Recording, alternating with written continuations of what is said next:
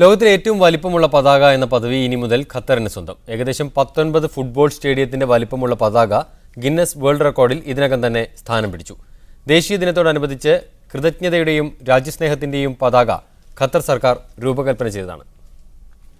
ഖത്തറിന്റെ സാംസ്കാരിക തലസ്ഥാനമായ ഖത്താറ ബ്രോഗ് മാഗസിനുമായി സഹകരിച്ചാണ് പതാകയുടെ നിർമ്മാണം ആരംഭിച്ചത്.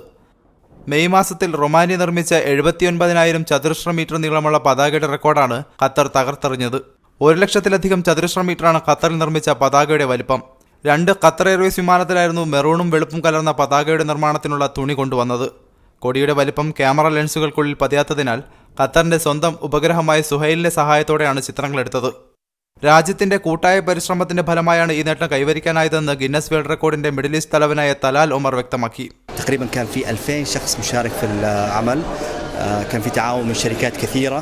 أعتقد لوجستيا كان العمل صعب، بس زي ما دائما بقول بكرر كان في روح فريق واحد.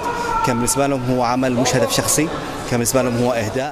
9 ടൺ ഭാരമുള്ള പതാക 9 കഷ്ണമാക്കി നിർമ്മിച്ചതിന് ശേഷം പിന്നീട് തുന്നിച്ചേർക്കുകയായിരുന്നുവെന്ന് നിർമ്മാണം നിർവഹിച്ച ഫാക്ടറി മാനേജർ മുഹ്സിൻ അബു യൂസഫ് പറഞ്ഞു.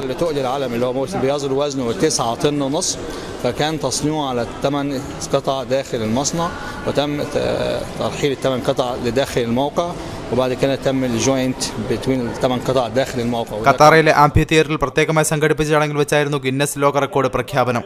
സ്ത്രീകളും കുട്ടികളും അടക്കം ആയിരക്കണക്കിന് സ്വദേശികൾ പരിപാടിയിൽ പങ്കെടുത്തിരുന്നു. Ramees Sathira, media 1, Doha.